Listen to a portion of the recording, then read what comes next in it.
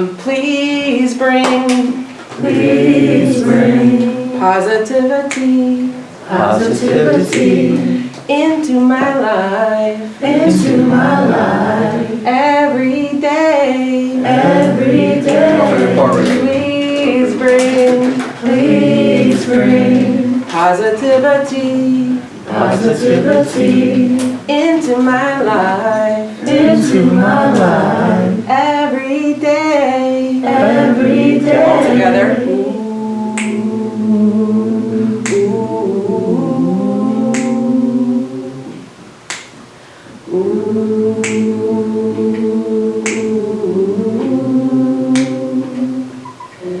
So that song's by Beautiful Chorus, so you can find it.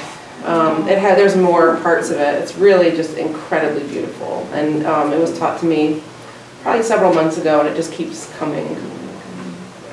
Actually, it's funny. Acacia saw me singing it. I was out on the lawn yesterday. I had just taken like a nice booster little dose. And I went out in the front lawn out there, took my shoes off, and I was just going around singing it.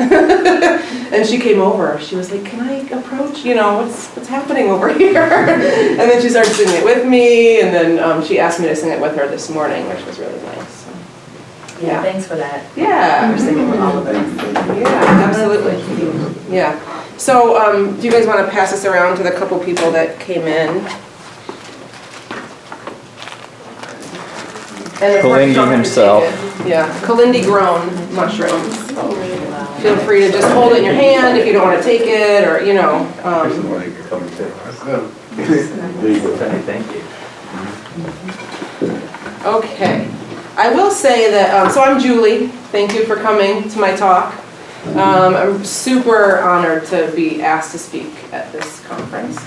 I've been coming for the past many conferences, and I actually met Kalindi at the second conference, which was about 4 years ago. And everything that was said and from that point forward really put me on a different trajectory and a deeper level of work that I've already been doing. So I really want to honor Kalindi at this moment, and just, really super thankful for him and his family and all of his people, as you can see, represented here and in this room, for this opportunity. And then, of course, for all of you for coming. So I'm a therapist. That's what I've been doing for... Can I have one more? Of course, yeah. I didn't want it to be like... Yeah, no, please. I brought it to share. So, I knew I wanted to be a therapist since I was a teenager, probably about like 15 years old, and I have been very clear on that path. That's the one thing that's been very, very, very clear to me. I had a wonderful counselor when I was young that really helped me quite a bit, and ever since then I just knew. And so I followed, first went to the University of Michigan and followed a very narrow path of what psychology looks like. And then I had the opportunity to go to Naropa University, which is in Boulder, Colorado. It's a Buddhist university.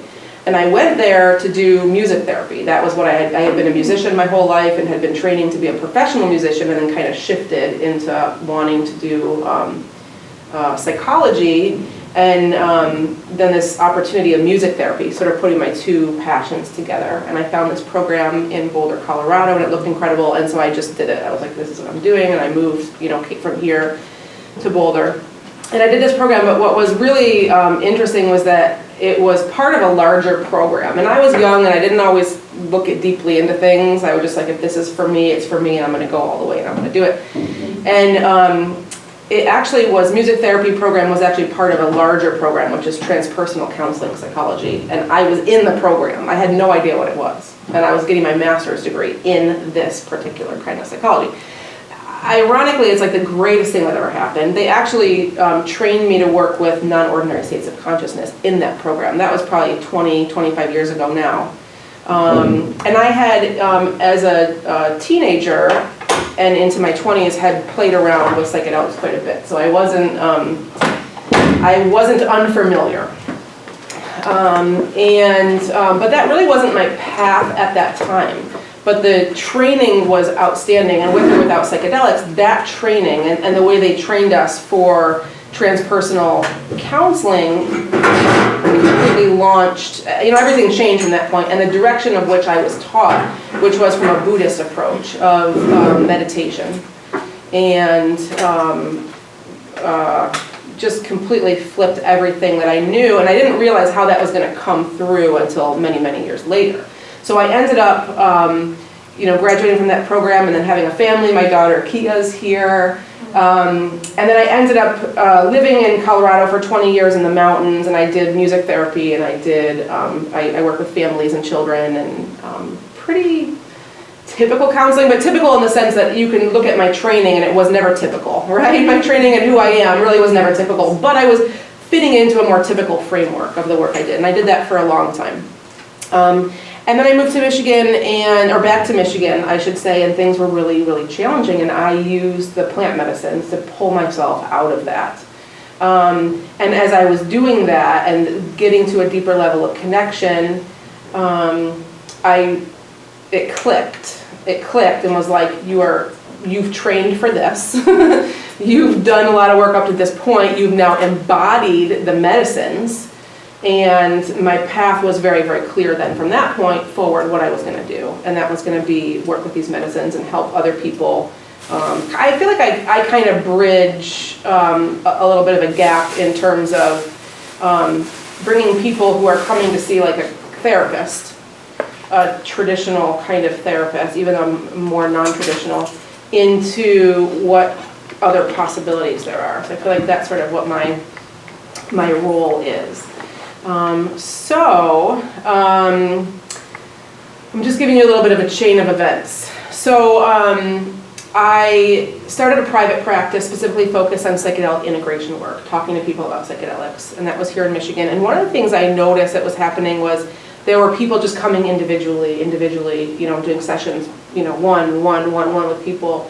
And I started to see a lot of isolation, a lot of people who were interested in these medicines but had no one in their reality to have these conversations with, which was surprising to me because I could have this conversation with almost everybody that I know. There are a lot of people who literally do not know one person they could even mention it to.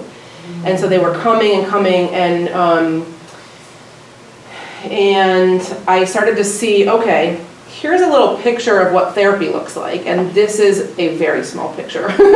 There is like, and actually Larry addressed this in his talk yesterday where he was like, and actually there's been a lot of different things kind of point at this, like there's work that a therapist can do, but there's limitations to that work.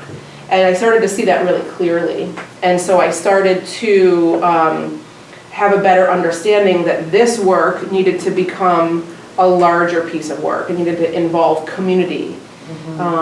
And so many different parts of that. And so that was the formation of the Michigan Psychedelic Society. I had this idea, and it wasn't my idea. I mean, this was happening all over the place. But it was like, oh, we don't have this, in my area, and I want to do this. And so we started that. I didn't know if anybody would come, and there was a really great turnout, and it's been a really great turnout since then. And that piece was sort of like the, these people all can now get together. So now when I'm in someone finds me on the MAPS integration list, right? Or they, find out from someone else and they can come see me and I can say, you need to come here, right? I can do work with you and I'm happy to do work with you individually, but there's so much more than what's going on here, and I want you to get connected here, right? And so, the goals of that organization are basically, education, harm reduction, working on the legalization, decriminalization, I'm forgetting things, but, that's that piece, and that's super duper important. And then out of Michigan Psychedelic Society came, like I just said, the legalization and decriminalization movement. Because the other thing that was happening in my world was that we're talking about, and we talk so freely here, and so freely in most of the circles that I'm in about these medicines, but the fact remains that there's a legal status, and they are illegal. And they're not even just a little bit illegal, they're seriously illegal. And so, of course, like Darren said, like, don't let that stop anybody. I hope that doesn't stop anybody. And I fully encourage that does not stop anybody in this room and anyone that I talk to from accessing these medicines. But the problem that I was seeing was that there was a disconnect between my work, trying to I have like a flag out there everywhere that like I do psychedelic work. Psychedelic society, integration therapist. And so I started to get some anxiety about that because my name is fully out there on international lists. And I have random people calling me all the time. And I started to get worried sometimes. And it blocked me from being able to work with people. It blocked me from being able to help all of the people that were coming to me. And it still does, right? And it also blocked the people who were coming to me from accessing the medicines and being able to do so safely and being able to do so in a timely manner when they may need them, right? And for some people, it was too much and they won't even access. So what this work is that we're talking about is, I can't really put it into words even, but it takes away the blocks, like, right? That's what this work is. It's like, it's just free flowing.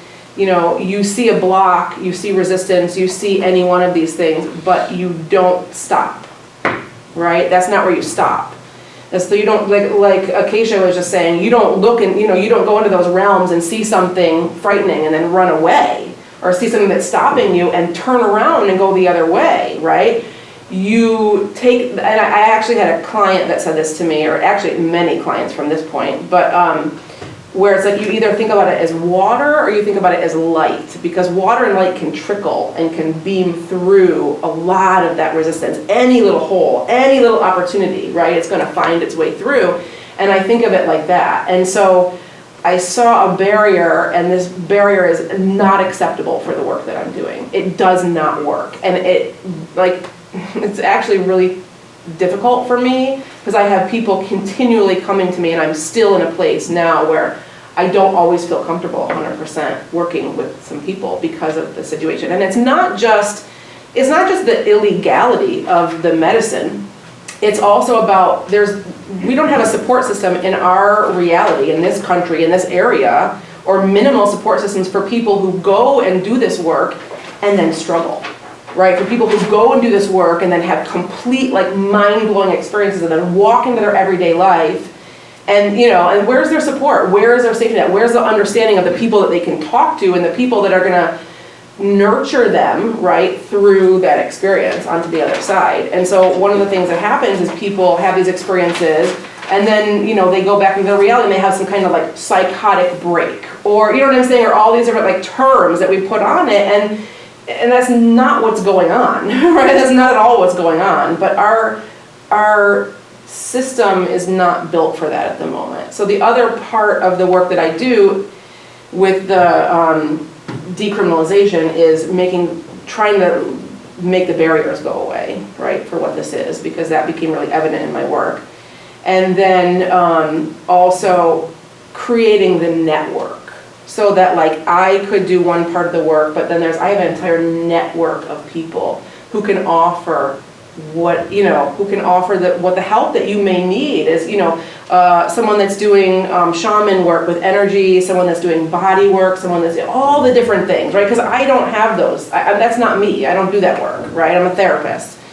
And I can touch on little aspects of that, but there's so much more needed to really help people process these experiences and really, so the words, and I really like the words that Larry used yesterday in this room when he talked about integration. He talked about integration, then he talked about application. Or no, I don't know if that was the word. Who was here that remembers the word? Was assimilation, maybe? No, it wasn't assimilation. I was stuck on this too, trying to have the same discussion. Yeah. It wasn't application though. It was implementation. Implementation. Yeah. So there's integration, which is, and I love this. So Darren was talking about food of the gods, right? The mana, right? In his talk. And it was about, and I had this thing that appeared after, and Larry asked me, what would you say integration is? And I said, it's like you've taken the food, right? You've taken the mana, and now the mana is breaking down. It's breaking down the body and the nutrients and whatever it's going to go, and it's and it's going through the body. So that's like the integration. But then we have the implementation, right? It's like, well, then what, right? Because you can get stuck on the integration and just keep processing in circles, right? Or you implement, right? Where the life change happens. So that's kind of the trajectory of where things went. So Decriminalized Nature Ann Arbor was what formed out of Michigan Psychedelic Society, right? And we'll talk about that in the panel after this talk. We're going to do a panel, and I'm really excited about that. Mike's going to be on the panel. He was one of the founders with me of Decriminalized Nature Ann Arbor, and I feel like Michigan Psychedelic Society, even though you weren't right at the very beginning, but I wasn't at the very you weren't at the very beginning, beginning. But when we actually sat down and started forming ourselves with boards and official structures and stuff, yeah. Do we want to send this around one more time? Thank you. I don't know if the bag's even closed. Okay. It was not. I don't. Was it? Kalindi saved that one. All right, For magic. sure. It's magic. So, and what's really exciting is I'm giving the trajectory of how things went for me, but what I really can't wait for, and this is, I'm hoping what the national decrim folks like Carlos and Larry are going to talk about in the next talk is, well, then what? Because like I'm making the timeline of what happened, but it's so exciting for me on my paper because I'm like, doing therapy and then Michigan Psychedelic Society and then Decriminalized Nature, and then it's like, and then, and what they're going to talk about is what it looks like after decriminalization happens, right? And it's just the very, very beginnings. But I'm really excited for that piece to come in and to start even thinking about that as a possibility and what that's going to look like for everybody. What it looks like for them at the moment is working on each community sort of having their own groups and medicine people and the different network providers, like I talked about, all the different people that kind of are the safety net, right, with that, helping people along, implementing those into the different communities. And so that's a really interesting idea and model, and that's not where, and here I am assuming that, we're going to decriminalize these substances in Ann Arbor, and I feel very positive about that. In the next couple months, I hope so. So, okay. It's interesting because after listening to Acacia's talk, I'm bringing it back down to this like very earthly, like human realm and the things that we are all dealing with here, right? The people that I work with mostly at this point are people who have lost the joy of life, people who are really, really, really struggling and at times don't want to be here at all, right? They haven't found, or maybe they found and then lost, or, this is probably the biggest majority of people. That's not where I started working. I started working with people who were looking for more spiritual growth and personal growth and people just looking to explore consciousness. But more recently, in the past year and a half or so, it's really been people who are seriously struggling in this human realm. And I think that's happening because, like I said before, I'm a therapist, so I'm like, I have a degree, and people see that as like, oh, this is like the traditional model, and this is where I go to get help.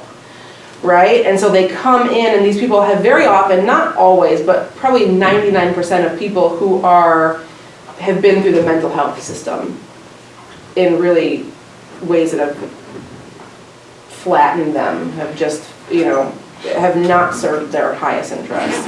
And they're coming out of being on, I have people tell me I've tried 20 different antidepressants.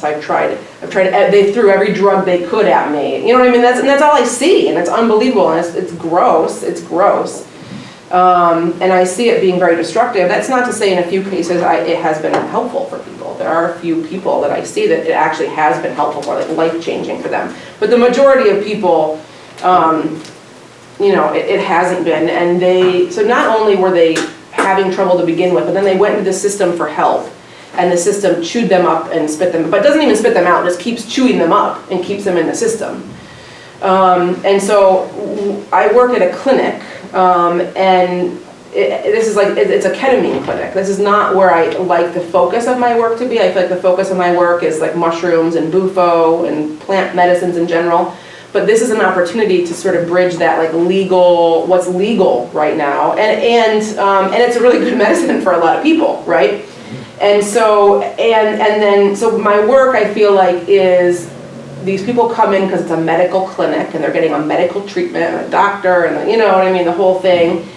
And then we start opening doors, right? We start opening doors. And this is very often the treatment of like last chance treatment for a lot of these people. Like there was nothing else we could try. We did, you know, the ECT that everyone talks about. I don't know if anyone in this room has done ECT, but like I had a client last week that told me he did 38 sessions with that like electronic brain thing. Like, first of all, that they would even do that, and he wasn't seeing an improvement. They would just keep going and keep going, right? So I mean, people really at their last hope, and they're like, the last thing, I've been doing this for 30 years, and the last thing the doctor could tell me to try was ketamine. I'm like, that's the last thing the doctor would tell you to try? That's insane to me. Like, first line of treatment. We're talking these medicines are the first line of treatment. They're not the last line of treatment. It's mind-boggling to me. So I get to be this wonderful channel, I guess, of people who are coming in from a very medical model, and we can show them something different because they're willing to try, because they feel like it's safe and it's a good place to do it.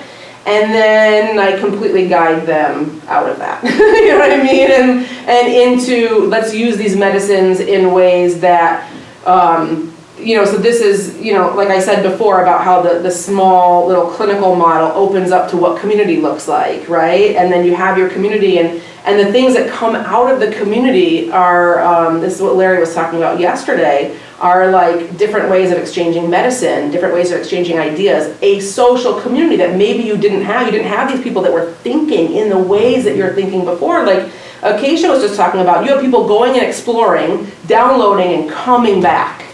And then everybody's sharing the information, right? And so again, I'm sort of doing the same thing. I'm taking this like little small thing that people are willing to go to, and then opening up this other door, and then keep hoping that they keep walking through that door. And most people do. Once people start to see, and it doesn't even have to be with these medicines, but that's where I'm working with these people for the most part, right? Is starting with these medicines, and then giving them that little bit of a taste so that their path will start to have them grow and grow and grow and grow and kind of walk their own path with it. So, you know, I work with people who have really severe trauma, I work with people who have serious addiction, I work with people who don't consider themselves like, you know, having trauma and are just struggling or like looping in their thought process. The biggest thing I see is this is like, I use this all the time, is just like, people have complete blinders on. A lot of people, they can't see what's going on outside of this looped brain process that they're going through. And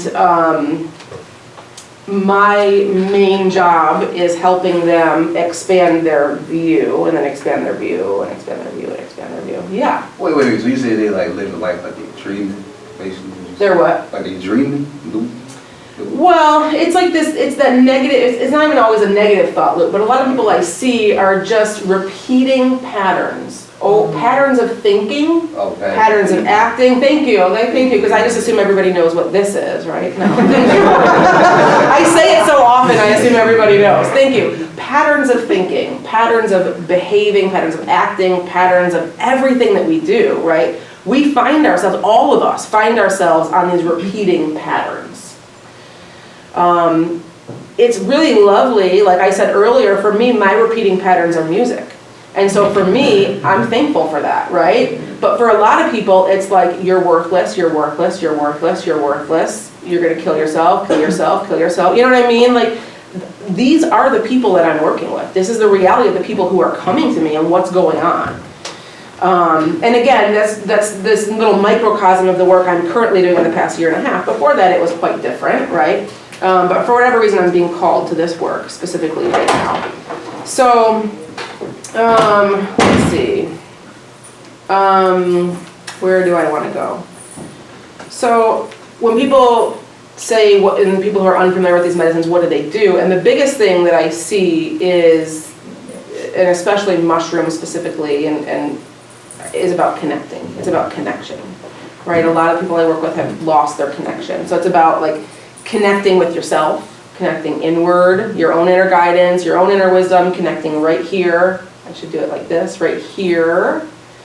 Kind of getting out of the brain, out of that looped thinking and these frameworks that we've laid down in our brain that may have worked for us really well at one point are not working for us anymore. And getting into this point here. That's our inner guidance system, that's our intuition, that's our true self, right? I think of the thoughts that are coming up here are very often things that we've picked up. What society tells us we should be, what our parents told us we should be, what our, and not even told us, but even just like the ways that society reacts to us, or the ways that our family reacts to us, or ways of being. That's often the stuff that's up here. So it's like trying to get this to quiet down and allowing people to go here, right here.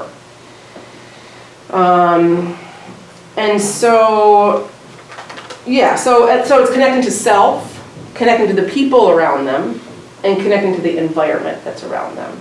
So that's very like earthly reality. So what I'm talking about here is just getting yourself straight here. Right? So that you can start to do the other work. And that's more of what Acacia was talking about. Right? Okay, so one of the greatest things I love to see, I have a client and he's a professor. And actually I have several clients who are professors. One of them specifically told me recently that he's heard these clinical terms. He knows, and he's a professor, he teaches the work he teaches the work. And so he knows all the terms, and he talks about it, and he's read the book, and he teaches students and all of that, but he never truly understood them. He was repeating things, and that made theoretical sense in his head, and he would repeat them to other people. He finally, after using medicine and then going through integration and working on implementation, he now finally had such an experience where he actually embodied on a completely different level the understanding of the things he's been talking about for 30 years or something. And I hear that really often. It's people taking, like for me, it was spirituality. For me, I never could connect the dots of spirituality. It never made any sense to me, to be honest to you. I couldn't get it. I was raised religious, and it was words, it was just words and theory, I never made connection to it. And it was medicine that actually helped me, you know what I mean? Completely mind-blowing and expanding. I'm like, okay, that's what spirituality is? Oh, okay, and now I explore on a different level, right, of what all that is. And so I really feel like the theoretical understanding to the embodiment understanding is one of the greatest gifts of these medicines. The clarification of what's important. Because we get confused about what's important. And we have other people's thoughts of what's important. When you start to work with these medicines, you know exactly what's important to you. And it just clarifies it so clearly for you. When you can clarify what's important to you, you know how to implement, right? You know how to do it. It just becomes crystal clear right away. Perspective. I already talked about this. This was that completely narrow focus. You're so over-consumed with your thought process that's going on and what other people are thinking and all the thoughts that someone told you when you were 6 years old that's been repeating in your mind since then, and all of these different things they're just covering up our inner guidance system, our true self. And it allows us to widen the perspective. And the example of widening your perspective is it could just be, oh, it's not just my thoughts, oh, there's other people here, oh, my inner guidance, oh, I live in this city, there's so much more going on here, oh, this county, oh, this state, oh, and it goes back, and it goes back and back to the point where Acacia was talking about, where there's things that like are going on so beyond, like so far beyond, and we're so stuck for some people. So it's the perspective, that's the you know, and it keeps widening and widening and widening and widening and widening.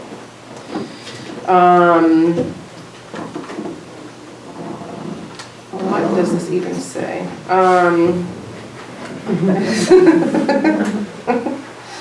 And then passion and purpose. So when a client sits down with me and I kind of assess like where are we, what do we need to work on, right? And I kind of go through these bullet points of like, do you know what's important to you? Kind of where's your perspective at? Do you have a connection to nature? Who are your support people? Like all these different things, because I'm putting in the pieces of the things I've been talking about. It's like it's like a checklist for me of like, this is a treatment plan, like that, like stupid shit. You start to see that right? You kind of know what the framework is for the things that you need people to have, and that they need to have. And then you start to just work on each one of those. And like I said before, is I'm starting with like little clinical therapy, and then I'm working on this community system and the education and the harm reduction and the legal aspect, and then boom, boom, boom. It's putting in place the things I know are needed, and I don't see them in this reality, in the terms of psychedelic work in my community. I didn't see them. So I'm putting those things in place, and then someone can come to me and say, well, I don't have that. I'm like, here's the date, right? Here's our next meeting date. Here's the, you know what I mean? So we do have them, and that kind of leads into my talk about community building, right? And why that's such an important part of, it's everything in the work that I do, right? Again, it's starting here. The biggest thing that I see, and I talked about this when I first started, is isolation. It's the biggest thing that I see. We're very, very isolated. It's destructive. There's a level of isolation that's really amazing and we all need, right? And that's a level of communing, right? But the level to which of isolation that I see is completely toxic and destructive. And so when people come and they say, well, I don't have that. And it's like, well, that's nothing. I was about to say it's not an excuse, but like, and I won't even say it's just an excuse. It's like, here. Right? Here. And then you watch people that you work with then come into that community, and they start to connect with each other. And they connect with each other, and they connect, and you watch it. You're watching it happening, and it's just incredible. It's incredible. It's incredible. And it's not just about, my talk, I guess, really isn't about that, because I guess I really haven't formulated what that is exactly, and maybe I'll, do that at some point, but it's what's happening at that level of the community connection, right? That is then just all the other pieces. So again, I don't have that completely mapped out in my head, but now I know I need to. And so, let's see. Putting them in their peer circle, because I tell everybody that comes and sees me, I am one voice. Like, please don't use my information as the information, right? My information comes from my experience. It's what's working for me and some of the people I'm working with. But it's you know what I'm saying? You guys are all having your own experiences. And what I've come to actually realize when I start to come to events, psychedelic community events, is that there's more, because it's underground, right? And there's more people doing this work than I could have ever imagined. And so what ends up happening is we have a room full of people all doing the work. And there's a few people who maybe haven't done it, or a few people that are kind of starting it off, but it ends up being like all of the people who are doing all of these things, right? And so what's ideal is that like I'm one person, but I need people to come and hear from the people that are around them, the people that come to these things, right? As opposed to just hearing my voice. And that's what I feel like the community building is, and that's what the integration circles that I run, right? So I do integration circles.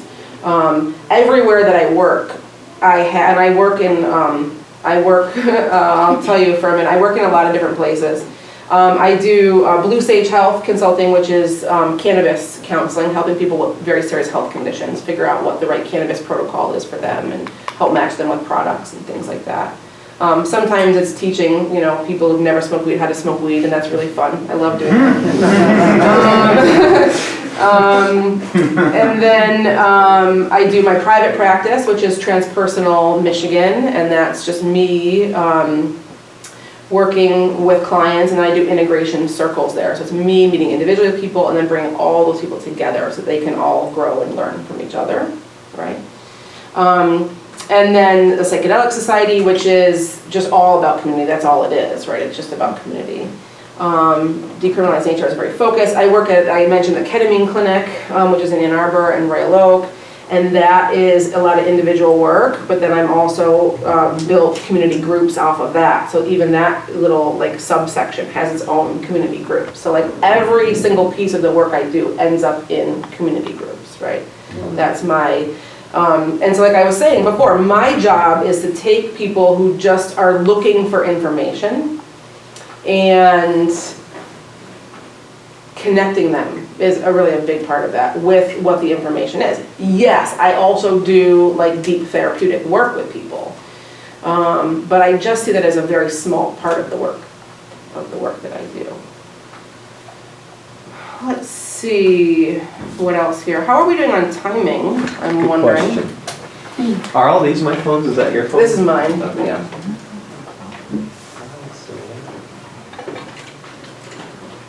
Looks like we've been going for about 38 minutes. Okay, all right. So Well, we still got a good 30 minutes total, but we should start winding down and say 15 minutes. Okay, all right, good. Let's see what else. Well, I guess I want to ask this to you guys because in terms of experience in this room, has everybody had a plant medicine experience or a psychedelic non-plant medicine experience? By raise of hand, just to get an idea, everybody. Yeah. Okay. How many of you have had one or two smaller experiences? What do you mean by small? Yeah. Well, just kind of entry level, I've done it a couple times, but I haven't really gone in deep kind of thing. Yeah. Yeah, okay, wow. I love that. That's what I said a minute ago. It's usually I'm not talking to people who don't already know what I'm saying. So that's really what I want to do, honestly, with the remainder of the time is kind of put that out there to everybody. I really want to hear from you guys.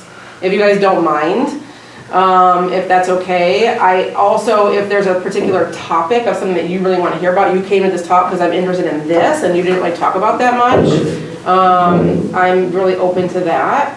So maybe we'll start with that and then we'll kind of open it up where people can kind of talk a little bit about themselves and their experience. Is there anything I didn't cover that you really want to hear about? Yeah. What's the wildest situation you had?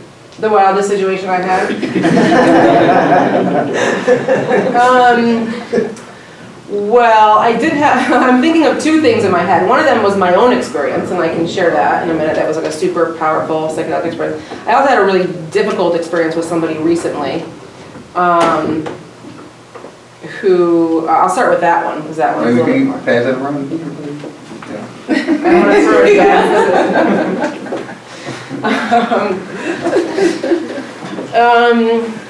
I had an experience recently where I went to a camp out, a little fire camp out thing. Oh, funny.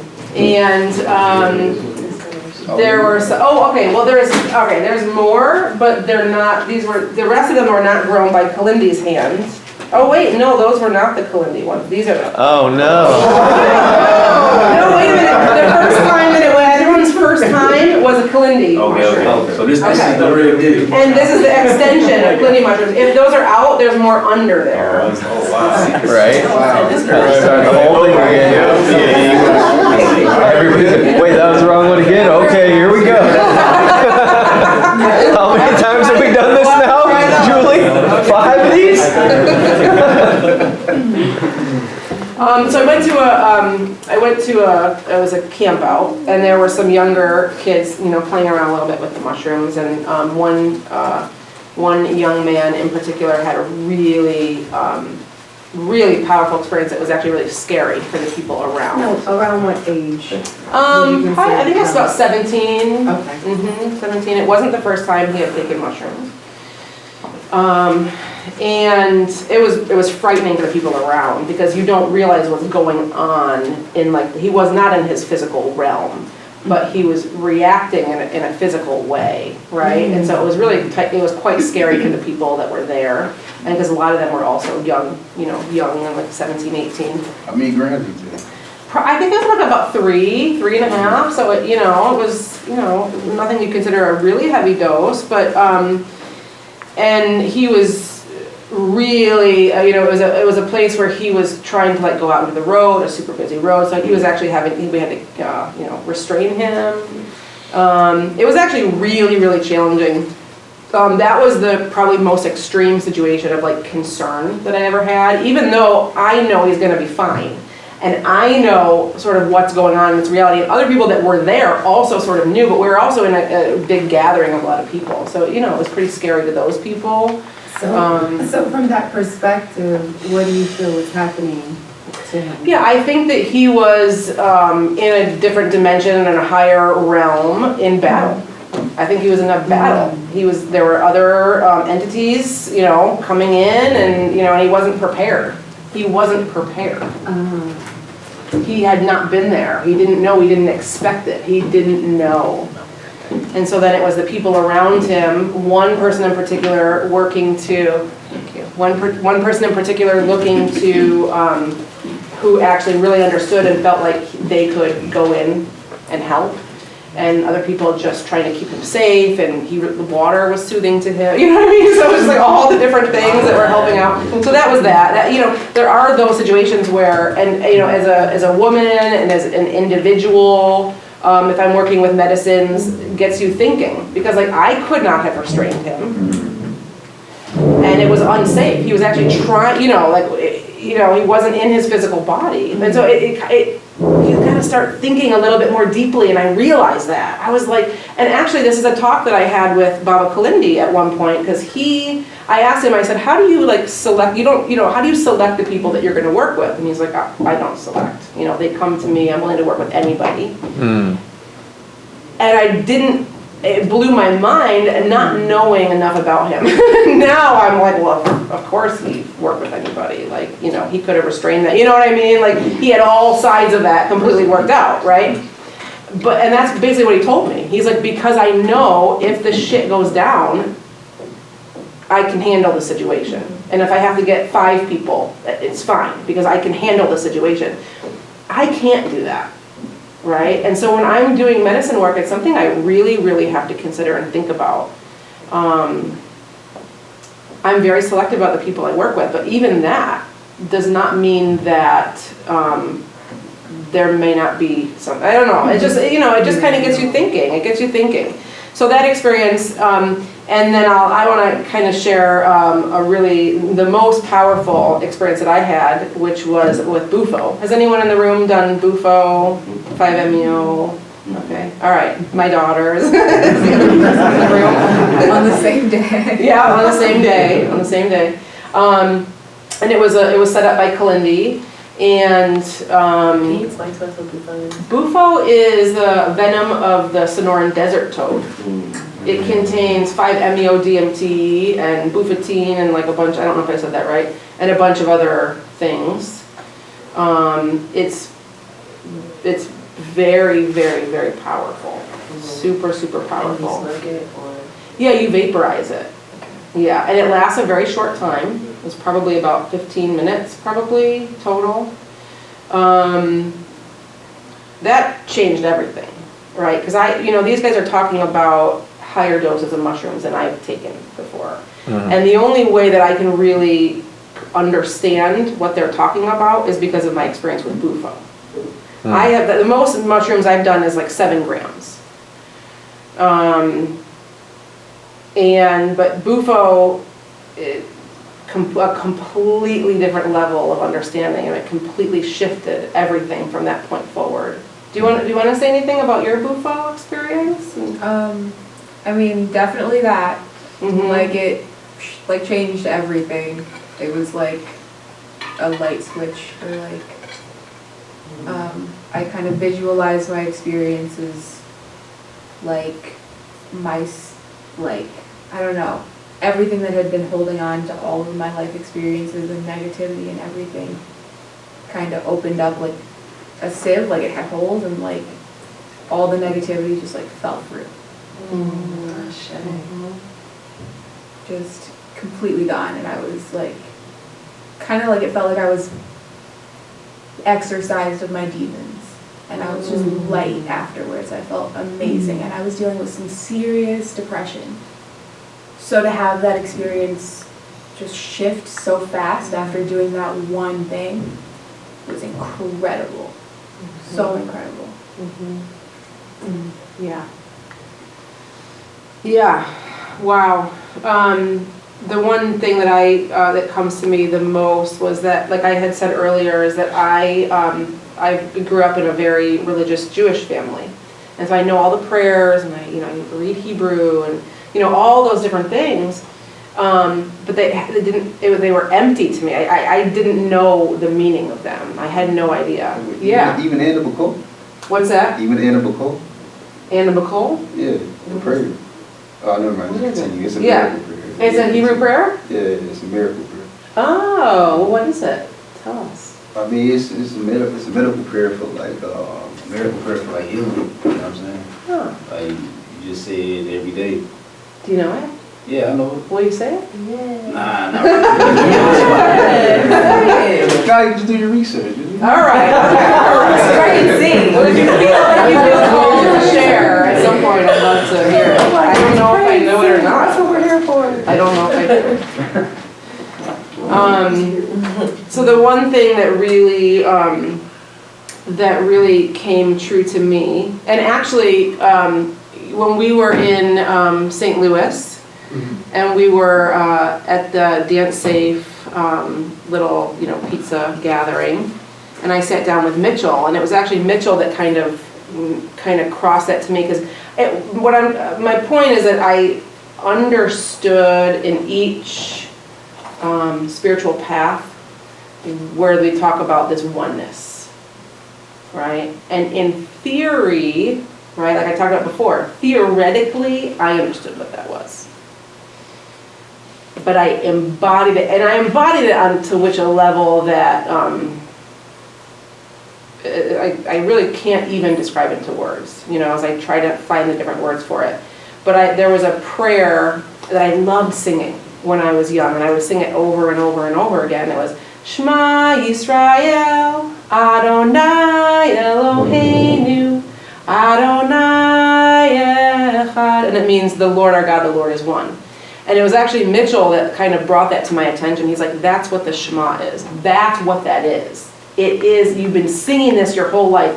These spiritual traditions that have been passed down, not necessarily the religious, right? The spiritual traditions that are getting passed down contain so much information that I never made that connection to. It alters your DNA. Oh, yes. It changes yes. everything. Everything.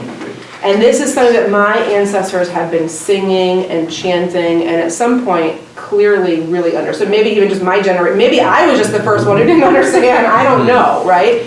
But they have been singing and singing and singing and singing and chanting and praying these things for forever and ever and ever. And I finally embodied it. I finally embodied what had been passed down to me through my family, my DNA, and my spiritual tradition.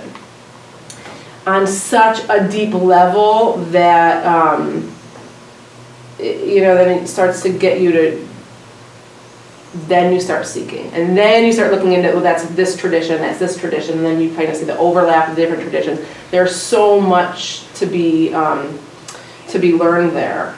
And I feel that about here too. It's like, I'm just like, I just want to absorb it all. You know, every talk, I wish I could go to every single talk. There's so much out there, and that is the passion, right? So that then sparked a passion. I don't know, that's the one thing I didn't mention actually earlier when I talked about these different things that I need when the clients come to me and I see these little pieces missing and like, how are we going to get these pieces in? And that is actually the final one that I didn't mention, and that one is passion and purpose. So you start to find you have to have that. Each one of us has to have some type of passion and purpose in our reality to like wake up in the morning and feel like that day is worth doing something, right? Without that, it's really hard to freaking open your eyes in the morning, right? So that's sort of the little piece of the puzzle. So, okay. If you guys don't mind, can we just go around, like, please say your name, share something about yourself, what brings you to this conference, what brings you into this room, you know, anything that you want to share. Let's go this way. My name is Giovanni, from Chicago, but I live in Atlanta, so I came here from Atlanta. Came with 2 other people. We randomly just picked rooms. I was like, I'll go to 122. And it's crazy because I do music, you know what I'm saying? So, you know, so we go hand in hand, so I'm in the right place. I'm sorry. Don't be sorry. I was thinking I can bet that everyone in here is a musician, and then a few months later you said, I'm a musician. And I was like, of course. I'm Ayana from Pittsburgh, Pennsylvania, so about 4.5 hours away from here. I'm a musician. I studied at Howard for Africana Studies and Music Therapy. I didn't finish because I chose a wild path, which is my life. But I was like, oh, cool, of course it makes sense. So I think I'm super interested in how we can use sound to heal together and remind each other how we were connected in the beginning and to move forward, how we need to move forward. Because it feels like sound is memory, and it's like codes, you know. So, yeah, that's it. Well, my name is Steven. I'm also from Chicago. What's up, How you doing, man? My cousin. Same 4.5 hour drive. I met Kalindi for the first time and only time last year. He had an event in a farm, Moodoo's Farm in Michigan. So we had an overnight bonfire. He brought the Sumerian Blue. He was spitting down us the whole time and got to experience a midnight trip around the bonfire with everybody. And it was a very, very powerful experience. Because I've been growing before then, and then I just kind of got more knowledge from him. And so I was invited by my father, who was even closer to him than I was, and knew him a little bit longer than I did before I got involved. So I'm really glad to be here, and I'm definitely learning a lot, and just want to kind of increase my knowledge on using shrooms for spiritual purposes. Because I do grow them already, and just expand the use of them in positive ways. So, and I'm a Libra. I'm an Aries. And also I'm here because I met Chris in the parking lot. Oh yeah. And that's why I came here. I just happened to meet Chris in the parking lot to talk to him and invite me over here, so that's why I'm here. And I'm a Gemini. Oh, Libra. Libra. Libra. Scorpion. Of course. That had to come next. How did you know? This just makes sense. Angela, and I guess what drew me to this conference was that was the question? I never met Kalinde in the flesh, but I've had several experiences with him since his transition. One of the first being when I was doing a healing with his daughter, another being when I was inoculating my first mushrooms. And I just even though I didn't know him in the flesh, I knew that I was drawn to be here, you know, in this experience, you know, to partake in like his work in the physical. I'm Sagittarius. My name's Kia, and